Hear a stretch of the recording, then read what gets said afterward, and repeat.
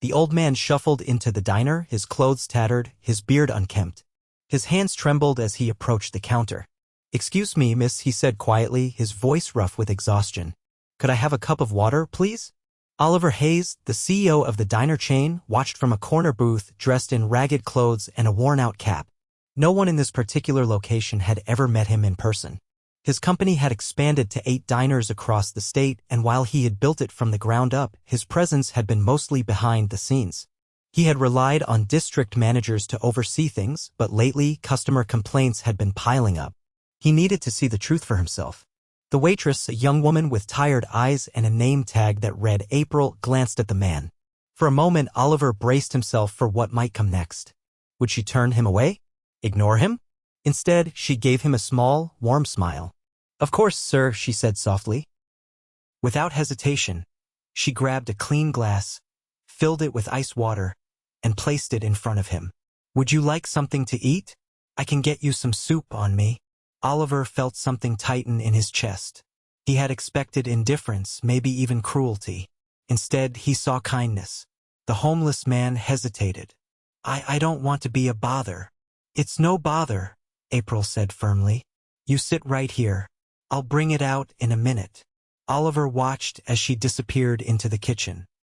His disguise held up well. He had grown out his beard, wore oversized clothes, and kept his head down. He had never personally met the employees of this location, making it easy to remain unnoticed. A man in a crisp button-up shirt stood behind the counter, frowning. Oliver recognized him from the employee files. Derek, the manager of this location. His arms were crossed, impatience written all over his face. "April," Derek snapped when she returned, balancing a bowl of soup. "What are you doing?" "Making sure he eats," she said simply, setting the bowl in front of the homeless man. Derek's expression darkened.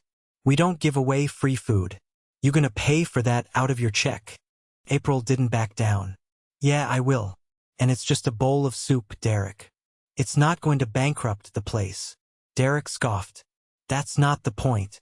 If we start giving handouts, people will take advantage." Oliver clenched his fists under the table. This was the exact attitude he had feared. Cold, profit over people thinking. April exhaled sharply. "You really think this man is trying to scam us for a bowl of soup?" Derek rolled his eyes. "This isn't a charity, April. If you want to waste your money feeding people who can't pay, do it on your own time." Oliver had heard enough. He stood, adjusting his ragged coat, and walked toward the counter. He could feel Derek's eyes on him, scanning his appearance with poorly hidden disdain. "You need something?" Derek asked flatly. Oliver ignored him and turned to April. "Thank you," he said sincerely, "for being kind." April blinked in surprise, then smiled. "Everyone deserves a little kindness." Derek scoffed again. Yeah. Just don't make a habit of it, April. We've got a business to run." Oliver sat back down, watching as April returned to work, moving swiftly between tables. She wasn't just kind, she was hardworking. But Derek? Derek was a problem. Oliver had seen enough for today. He would be back. And when he returned, things were going to change. Oliver returned to the diner the next morning, now more determined than ever. He had spent the night thinking about what he had seen: April's quiet kindness, Derek's rigid indifference. If this was how things were being run at one location, what did that mean for the rest of his diners? This time, he arrived dressed as a dishwasher candidate. He had arranged for a job application under a different name through a hiring agency. He controlled but kept his disguise intact: unkempt beard, worn-out clothes, and a demeanor that suggested he was desperate for work. When he stepped inside, the breakfast rush was in full swing.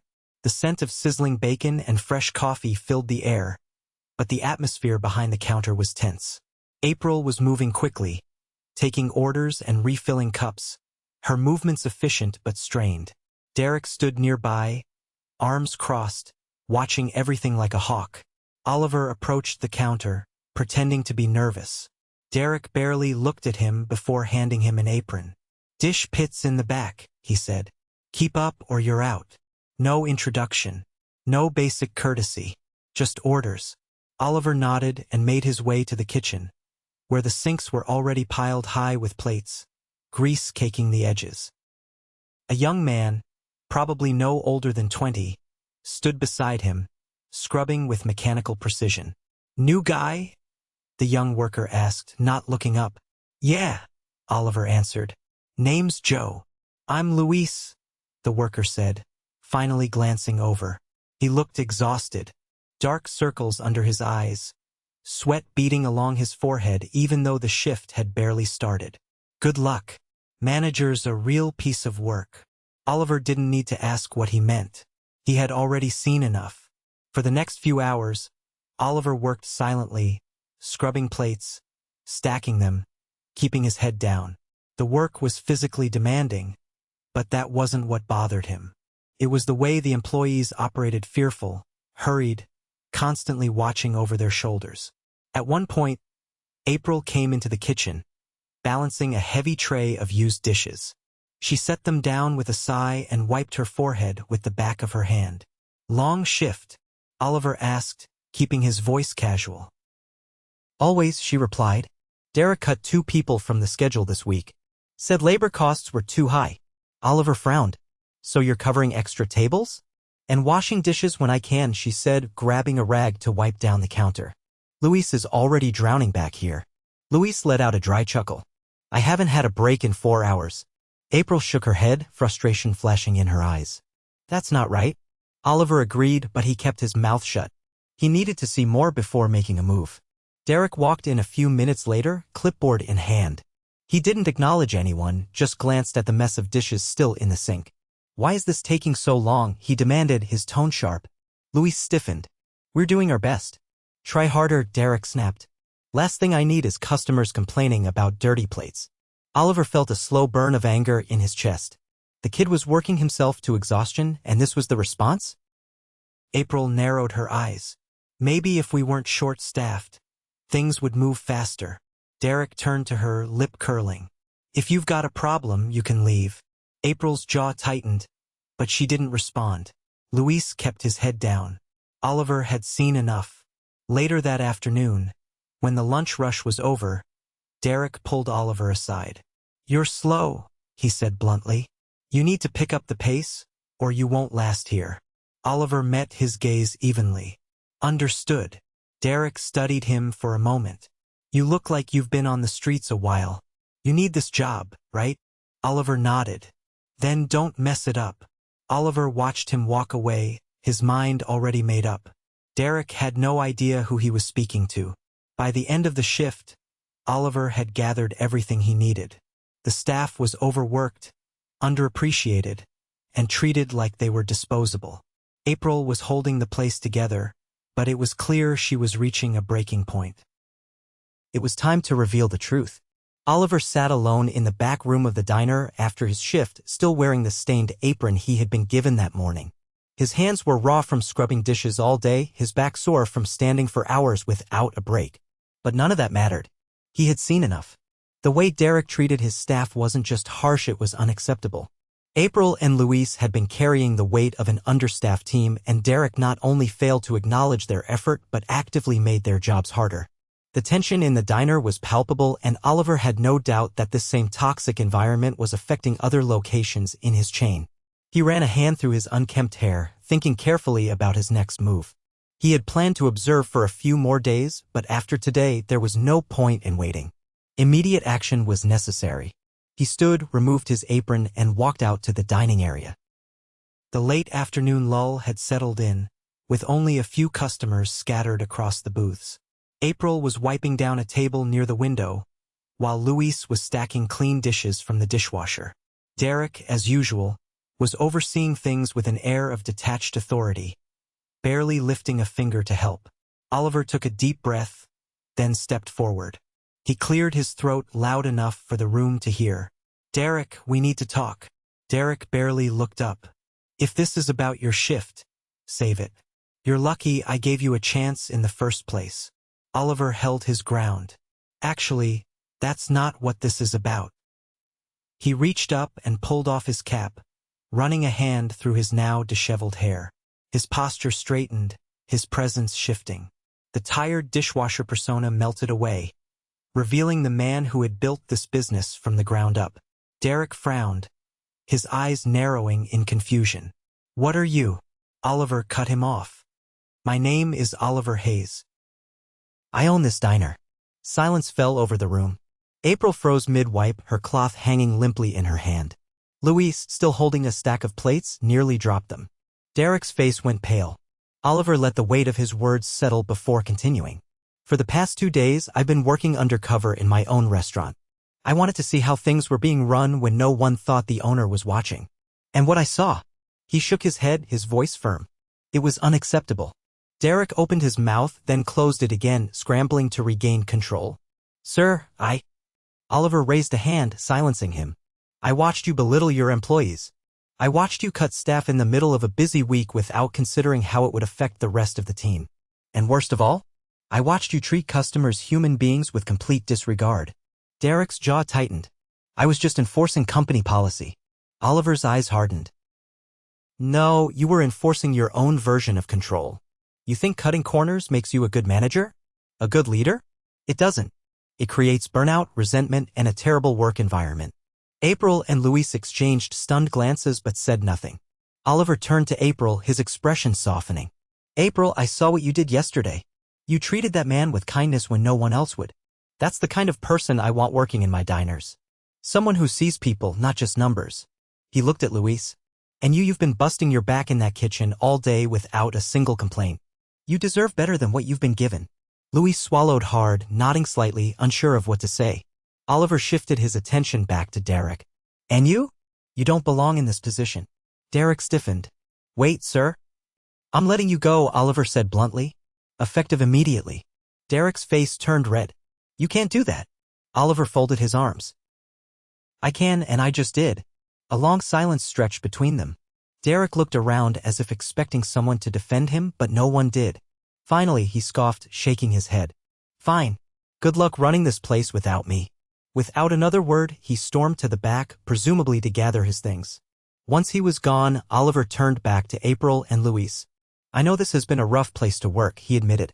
"And I take full responsibility for letting it get to this point. That changes now." April exhaled slowly, her hands still gripping the cloth. "What happens next?" Oliver smiled for the first time that day.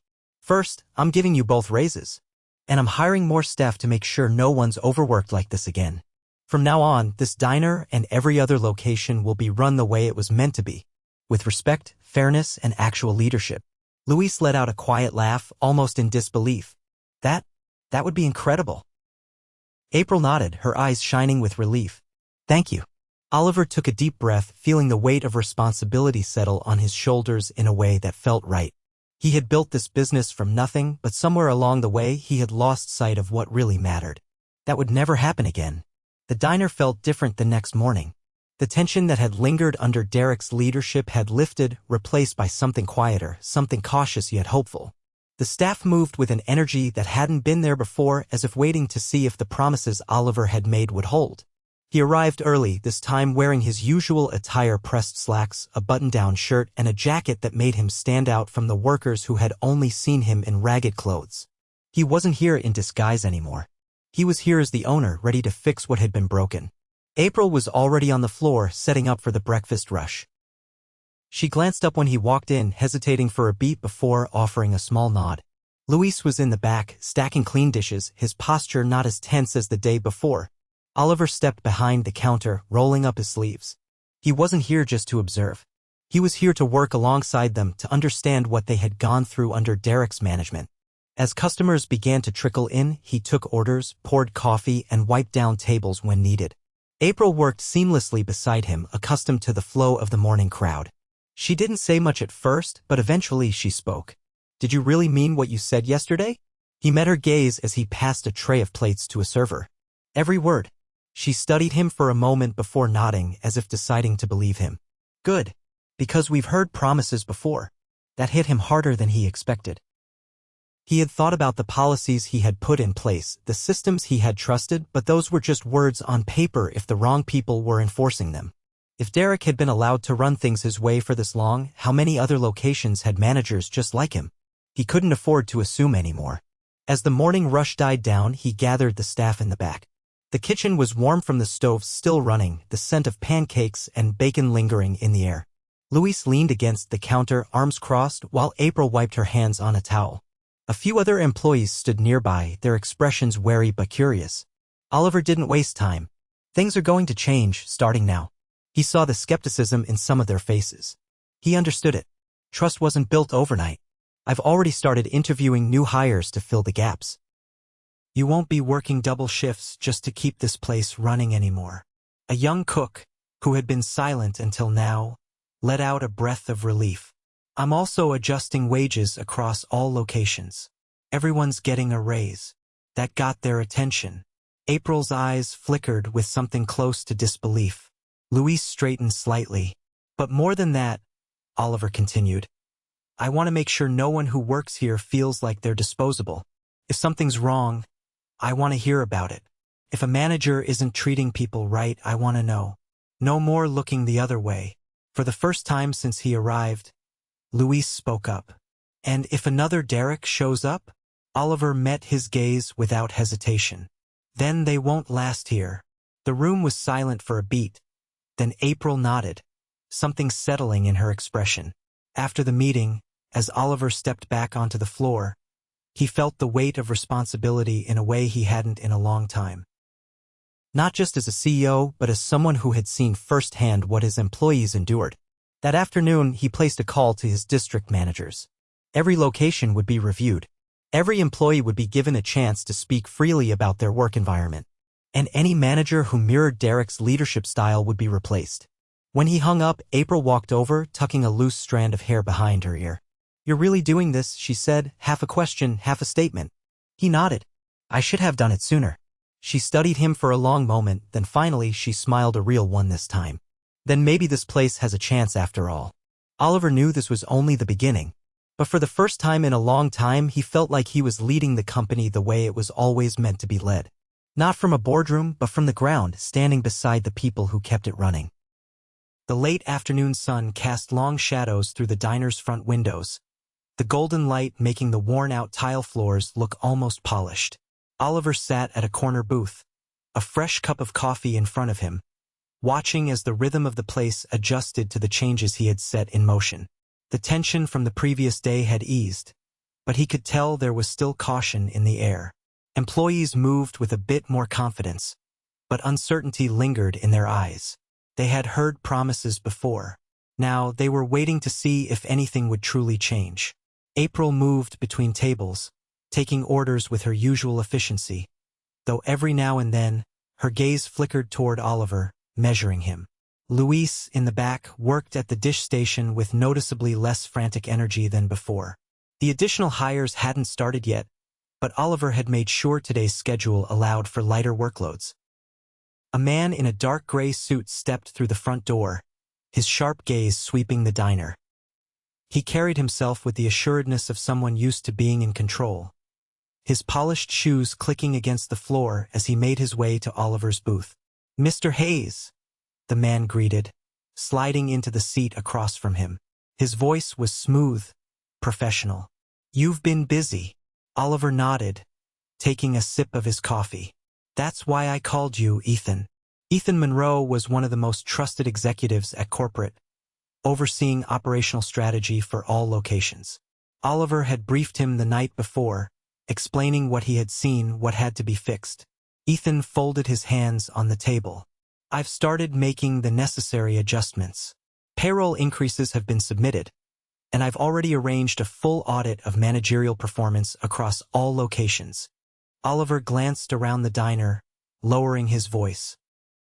I want personal interviews with every employee, not just reports from managers. I need to know what's really happening in my diners, not just what the numbers show. Ethan nodded, his expression thoughtful. That's going to take time. I don't care how long it takes, Oliver said firmly. We do it right, or we don't do it at all. Ethan studied him for a moment before leaning back slightly. You're different. Oliver raised an eyebrow. How so? You've always been hands-on, but this. Ethan gestured subtly toward the diner. This is personal. Oliver exhaled through his nose. Because it is. I built these diners from nothing. I thought I was creating something good, something people could rely on. But I got too distant. I trusted the wrong people to handle things the right way. He looked over at April, who was refilling a customer's coffee with practiced ease. I won't make that mistake again. Ethan was silent for a moment, then nodded. All right. I'll oversee the restructuring personally. But there's something else you should know. Oliver frowned. What is it? Ethan hesitated, choosing his words carefully. Derek wasn't the only problem. I pulled reports from other locations last night. There are more managers like him. Oliver's jaw tightened. How bad? Bad enough that if we don't act quickly, we'll start losing good employees. Oliver ran a hand through his hair, frustration mounting. He had suspected as much, but hearing it confirmed made it worse. I want a list of every location with reported issues, he said. I'll visit them personally. Ethan's eyebrows lifted slightly. You want to go undercover again? Oliver shook his head. No disguises this time. They need to know I'm watching. Ethan smirked faintly, clearly approving of the approach. Understood. I'll have the reports on your desk by tomorrow morning. As Ethan stood to leave, Oliver caught sight of April approaching hesitantly, a folded receipt in her hand. Ethan gave her a polite nod before heading toward the exit. April placed the receipt on the table. A man at table 4 left this for you. Oliver unfolded the slip of paper. The words were written in shaky, uneven handwriting. Thank you for seeing me. Not everyone does. His throat tightened. He glanced toward the door, but the man who had left the note was already gone. April watched him carefully. You okay? Oliver nodded, though his mind was elsewhere. For years, he had been so focused on expansion, on the numbers, that he had forgotten the faces behind them. Employees, customers, people like the man who had walked in yesterday just looking for a little kindness. Oliver set the note down and met April's gaze. I will be. She studied him for a moment, then nodded. Good. As she turned back to her work, Oliver sat back in his seat, the weight of responsibility settling deeper. He had started this journey expecting to fix a business. Instead, he had rediscovered why he built it in the first place. And this time he wouldn't forget.